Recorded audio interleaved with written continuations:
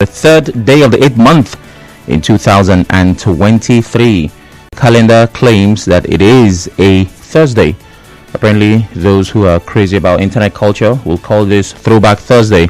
So you have an excuse to post old photos and videos from a time in your life where you believe it was better. Well, it's the first Thursday in the month of August, so I'm hoping you make something out of it.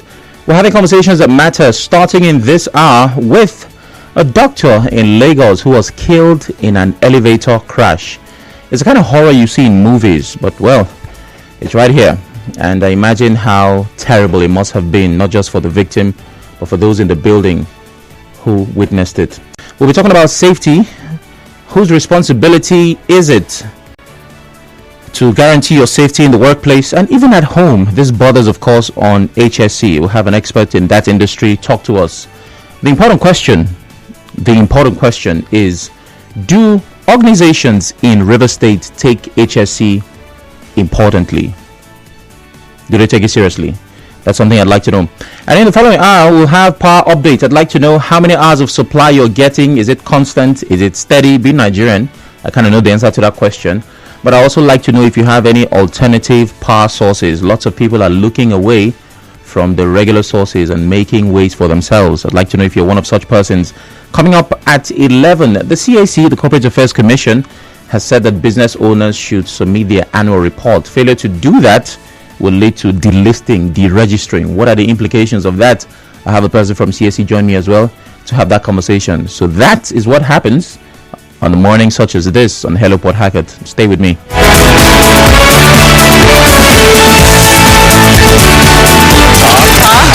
Talk Radio 92.3.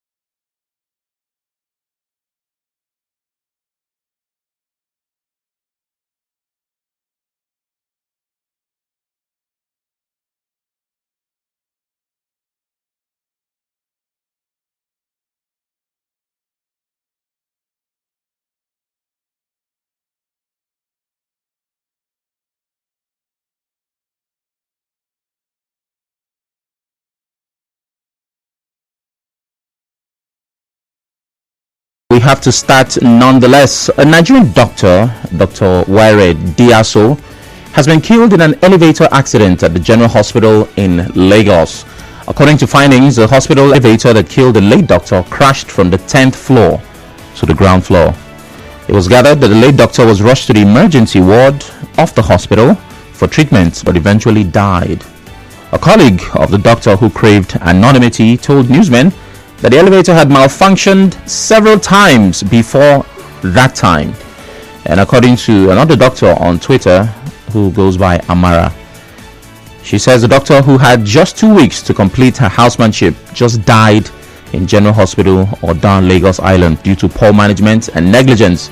The disease was said to have been on her way to the ground floor when she was going to pick up a delivery from a dispatch rider.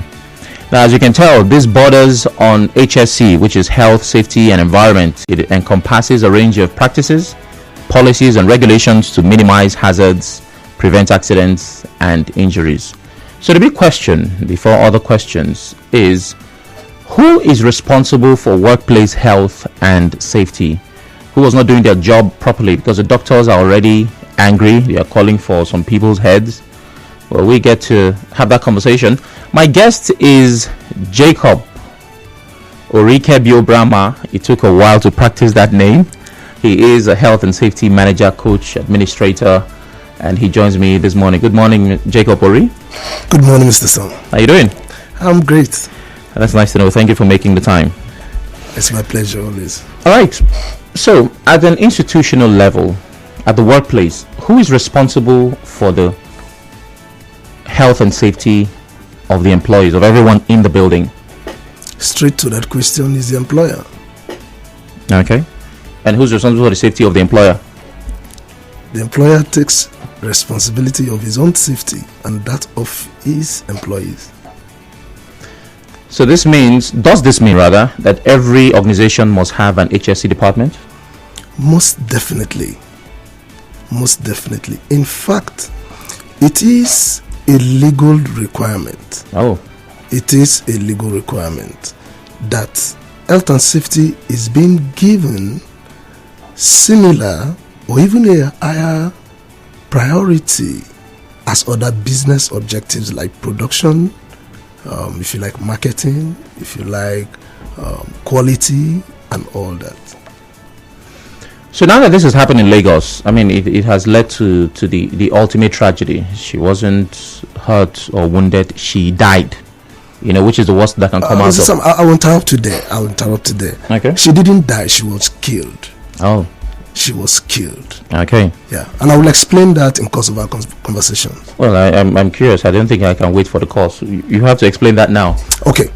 Now, the difference between someone dying and someone being killed. Now, death could just be a natural form of death or an avoidable form of death. Okay. An unavoidable form of death. Now, this is an avoidable death. Now, someone somewhere, like you said, who is responsible? The employer. That building, I presume, is regulated, is owned and controlled by the government and their agencies. Now, that's the employer in this case. The employer has the overall responsibility to create a safe working environment, free from hazards and risk. The employer also, these are legal requirements. I'm quoting Convention 155, Recommendation 164 of the International Labour Organization that has to do with provision of health and safety in the workplace. Now, the employer also has a responsibility to provide safe working equipment that are adequately maintained. Vis-a-vis the elevator is one of such a safe working equipment. Was it provided? Yes. Was it a safe equipment? Initially, is what the investigation they are talking about will reveal. Does it have the necessary safety features? Is it a modernized or 21st century elevator? Does it have the safety features? And this elevator, has it been maintained? We'll look at all that in course of our conversation. Now, why I said she was killed was that if you look at the press statement from the NMA in Lagos chapter, they said that it is very painful that we are pained, that we are mourning. We are well aware that this same elevator has been a source of problem for many years, during which several complaints have been made to all relevant agencies with no respite. So the elevators issues they've been complaining about it. Now that gives an ample opportunity for government agencies or the employer or whoever that is responsible for that to carry out, of course that's not planned preventive maintenance again, to carry out damaged or to carry suitable maintenance for that equipment. Corrective Maintenance, thank you. Yeah. For that equipment. But that wasn't done. Now again, when we look at risk, does a risk exist there? The answer is yes. What is risk? Is the probability that an accident or an undesired event will occur or a top event will occur, multiplied by the severity and of the consequences. That's risk. Now let's look at the probability angle. Were there probabilities that this elevator was going to fail? The answer is yes, and 100%. Now, how do we categorize probability? How do we arrive at our probability? Number one, has it happened before?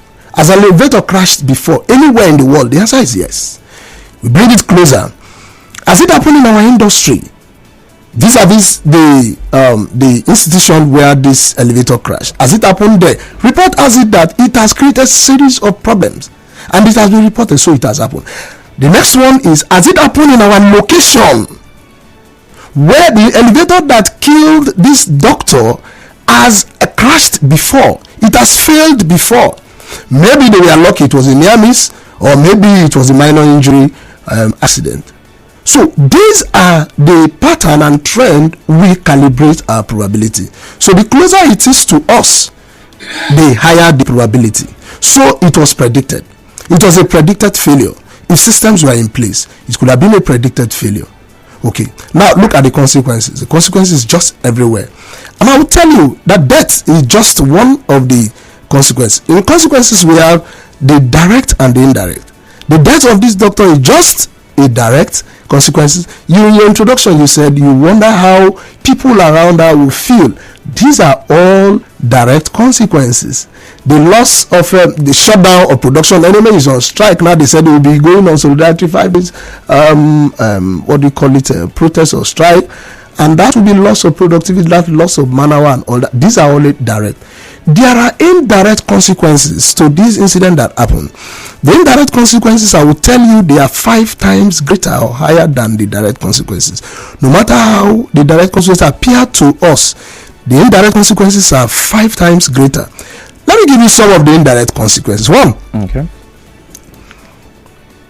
there is going to be a resentment, a loss of morale to other doctors in that facilities. Naturally. Or we may be coming for housemanship. Yeah. You know the question, whose turn is the next? And people may not want to put in their best. What are other indirect consequences? The enemy said that this doctor is to attend to 6,000 patients, maybe in a lifetime or all that. Now we have lost that. Who's going to attend to them? It means that the absence of this doctor is possibly going to have other people, being killed or die as a result of our absence. In some way, shape, or form. In some way. Again, what happens to our family members? What happens to our family members? They will be, it's an irreversible loss. They will be in pain for so long. They will always be thinking of this young lady. And we can go on in the scenario building and on and on and on. It doesn't end. So she was killed because this was avoidable, this was preventable, if people who are saddled with the responsibility of protecting lives, health and safety of the workplace man up their responsibilities, would have avoided that. All right, Mr. Jacob, we have a break coming up. After that, of course, the listener gets to be a part of the conversation, and I have many more questions for you. Stay with us. It's Hello Port Hackett to 92.3 Nigeria Info.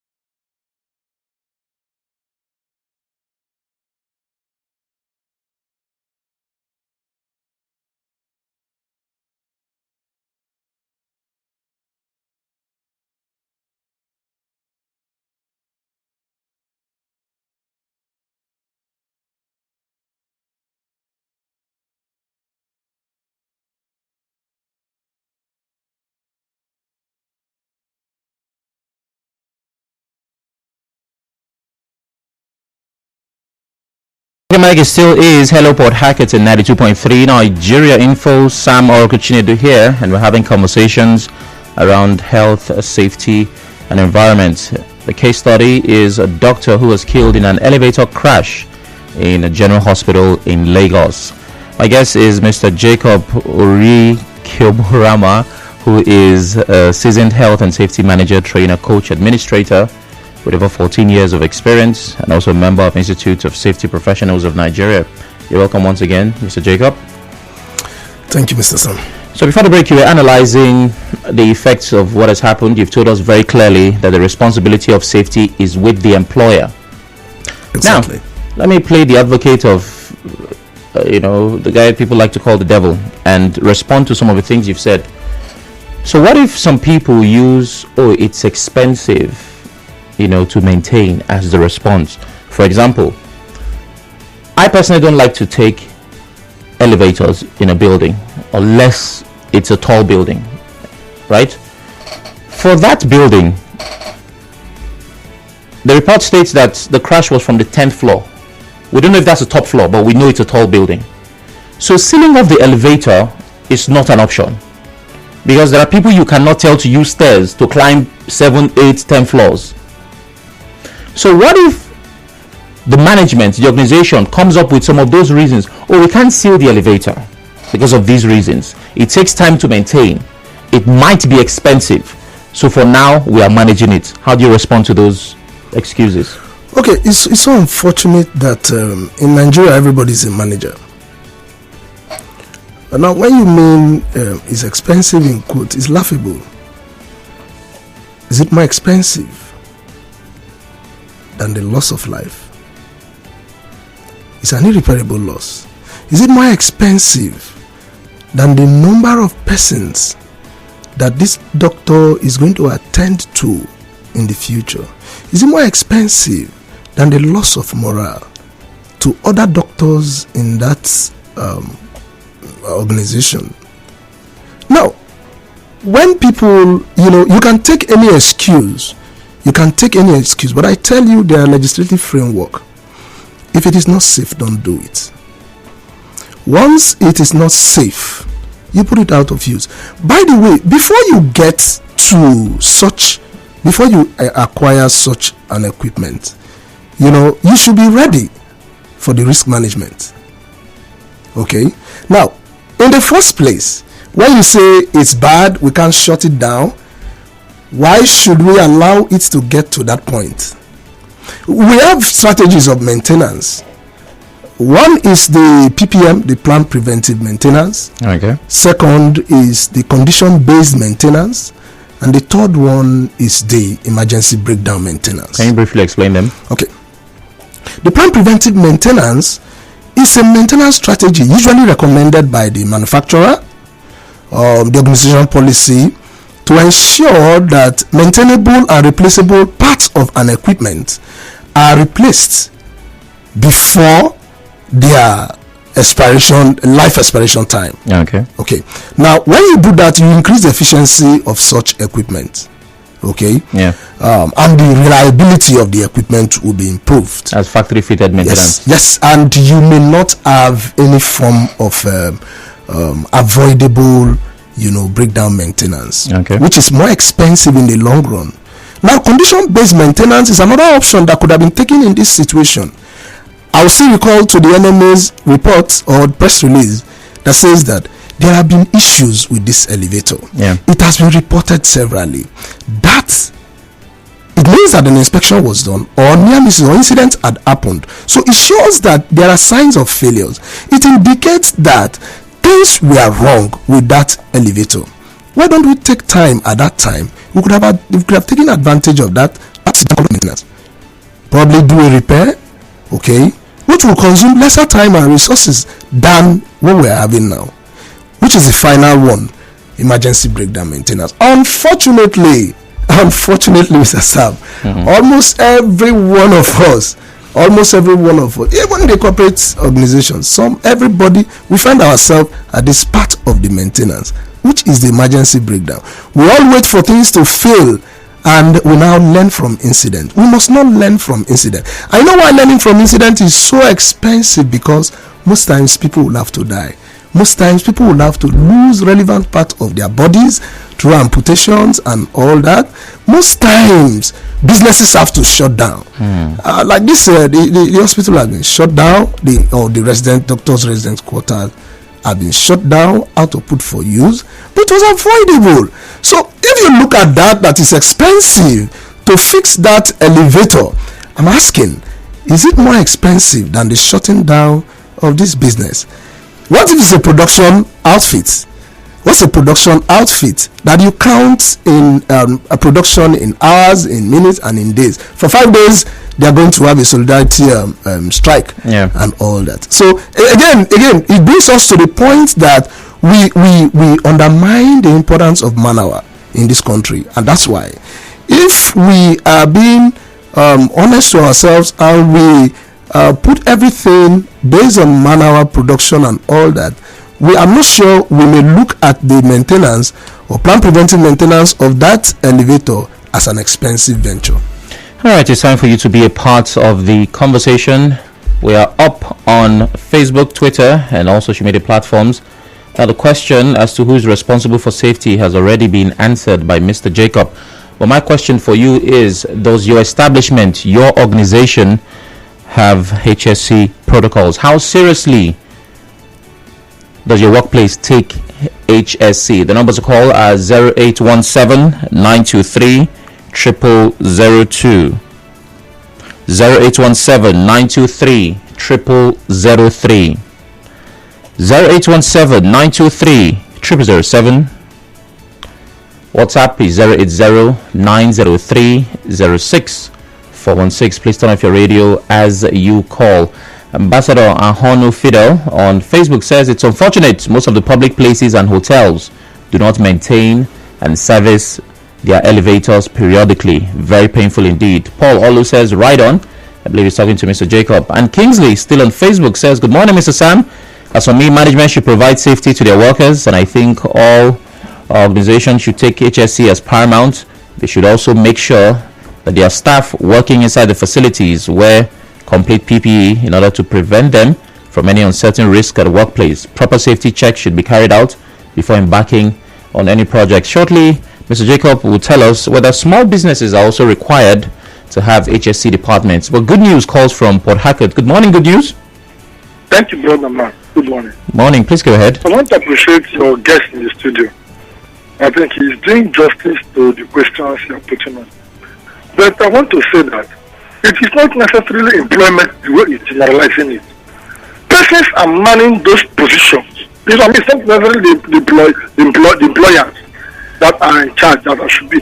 Somebody, there's a name manning those positions. Either the MD, the medical, the manager, and the MD of the place, or somebody in charge. Now, I expect that by now the hospital should have come out to tell us, yeah, so we are sorry for this, what happened. This is the time we have gone to, reports have come, we have written, it is the hospital process, it is due for approval, or we have approved money, and we have gotten the people who are to do deployment, the job, the work on the elevator, and then this lesson they have gone, and we are expecting them to do like this, or only for somebody have refused to approve when necessary. And again too, I look forward again to the National Assembly, the Senate and Reps, to set up a committee, the committee of the health committee, security committee, works committee, for them to go together, go and investigate what really happened, look at these issues.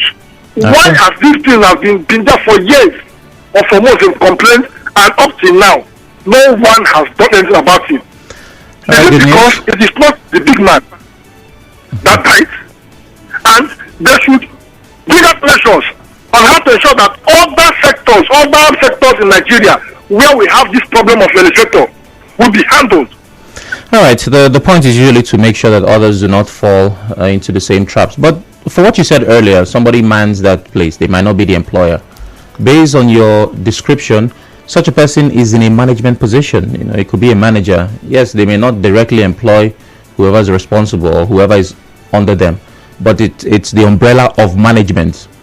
Michael from Borikiri calls. Good morning, Michael. Good morning, Mr. Sam. Good morning. And I want to say a big thank you to your guest. The man said something. Me too, to be frank with you, I'm also guilty. Just like he said, all of us are guilty. When he alighted on the last point, that emergency something. Yeah. Emergency breakdown maintenance. Yes, that one I'm guilty of it. Like in my car, I have a fire extinguisher, but I don't have that at home. I don't have that in my shop. Several times I've told myself, who told us that we have to buy this thing. Several times I've told myself, but I've not been able to buy it. So, but I don't pray such thing happens before I now learn my lesson. You can buy it today. You can buy it today. Okay. Exactly. Yes. Thank you. The truth is that we are the product of our society, and the society is also the product of us. Like I tell one safety something, and they said there's safety first, safety or something like that. I don't know. I want primary schools, secondary schools, universities to inculcate this safety as a cause, as a community service. You must pass it for you to graduate. Make it a must and take people out of field. Not these 2 weeks skill acquisition that they give. It's good, I know. But schools, churches, mosques, they should inculcate this thing in their followers. Okay. Make it mandatory. Make it, and our existing laws should be strengthened. Well, gone are those days when we have safety officers patrolling homes. Now they don't do it. Every year is just everybody just doing anything they like. See the fire incident that happened at Nembe waterfront. Nobody has come to inspect if the local boat have the fire source again. Everybody has gone back to sleep. Then when it happens, they will say it's not my portion.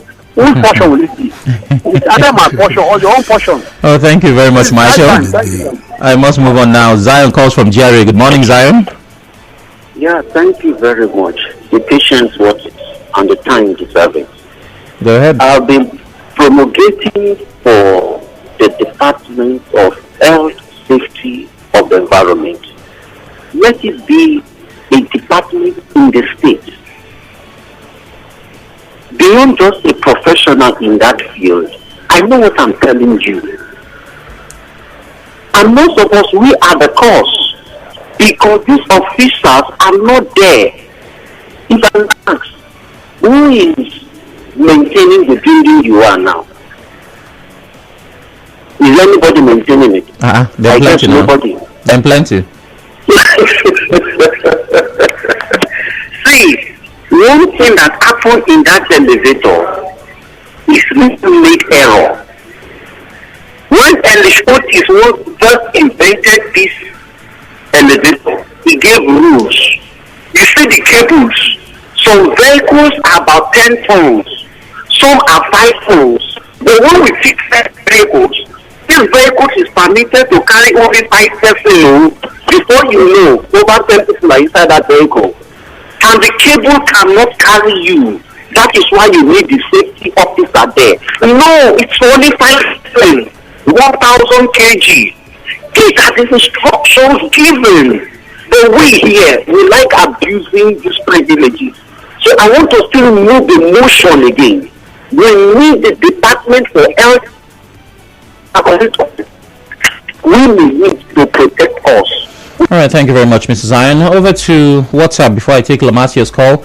Good morning, Simon Guest. I agree with your guest that responsibility on safety in the workplace should be with the employer or business owner. However, it rarely makes the news, both on conventional or social media, where we hear so-and-so Nigeria Limited or a government MDA was found liable by any courts or supervising agency of government for the death or injury of a staff or customer which occurred within their premises for failing to ensure the safety of staff and customers, even when an incident didn't occur.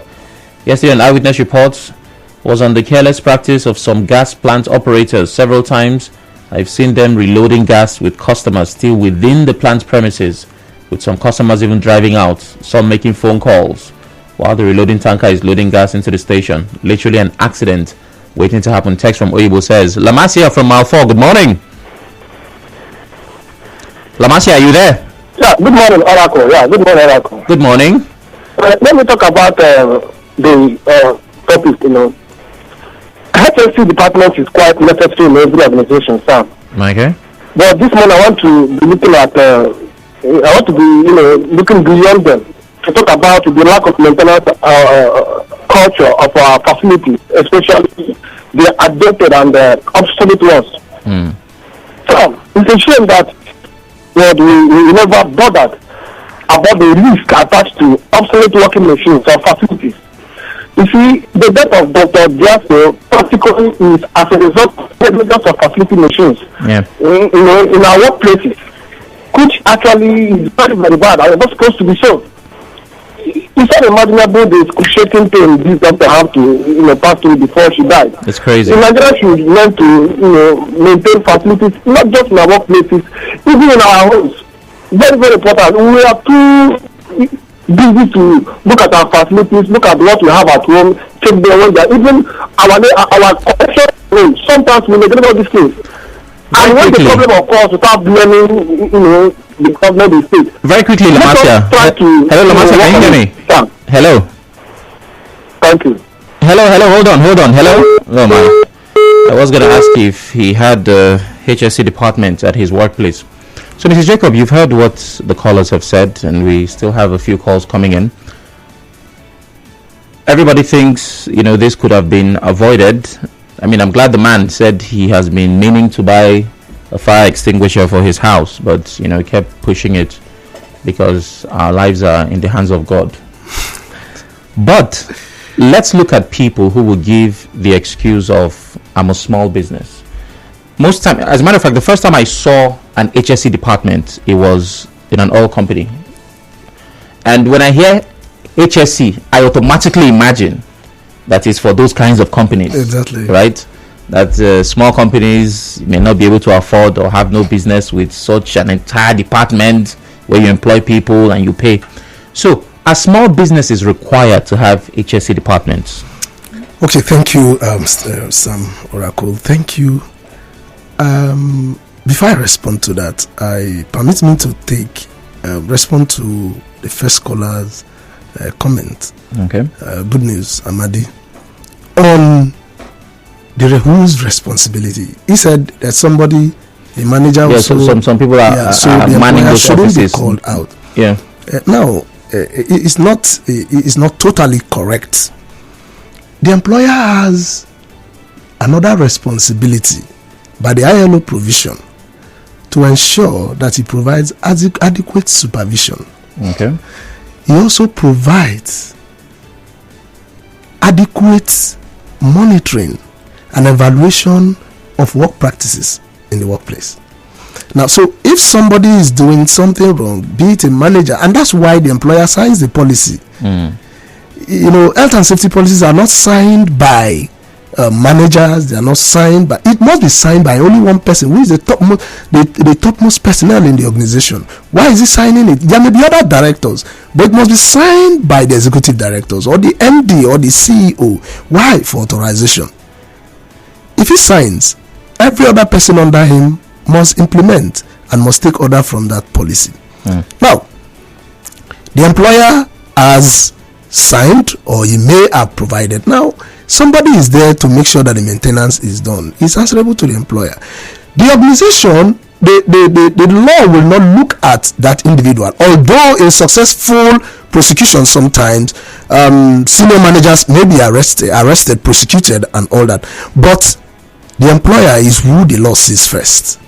So he's on his own, is on his responsibility. The onus is on him, the employer, to ensure that adequate supervisions are brought, to ensure that competent persons are first employed to occupy such sensitive and health and safety critical positions. So the employer still has the overall responsibility. Now coming back to if smaller organizations will need to have health and safety departments or health and safety processes. Yes. Okay. There are legal provisions for that as well. I think relevant legislations will require that if you have up to from 15 employees, you should have health and safety policies and some form of internally regulated health and safety management system from 15 employees and above. Okay, so you have responsibilities. So 14.5, no hope. I think it's a benchmark. Okay, so for those who but there's also a room for good practice. Okay. You may not be required by law, but it's by good practice. To fulfill moral obligations, you need to also have this. But there's a benchmark for legal consequences, I think so. Okay. So where is the place for personal responsibility? I remember I've done a few HSC trainings here and there, and one word that they kept throwing around was anomaly. You know, they kept risk anomaly. Exactly. And then I remember after a training we're using the word anomaly anyhow because you know it was hammered on. But one of the many things they said, even though the organization is supposed to have provisions, is your personal responsibility. So at what point do we point fingers in the direction you saw that this thing is not good? You saw water on the floor. You saw something that could, you know, pose a risk, and you still went in that direction. Where do we begin to blame the person for not taking personal responsibility? Okay, let me answer that in two ways. Like, again, there are legislations that also will enforce that. There's what we call, some countries like Australia, Switzerland, they operate on voluntary non-fit injury system.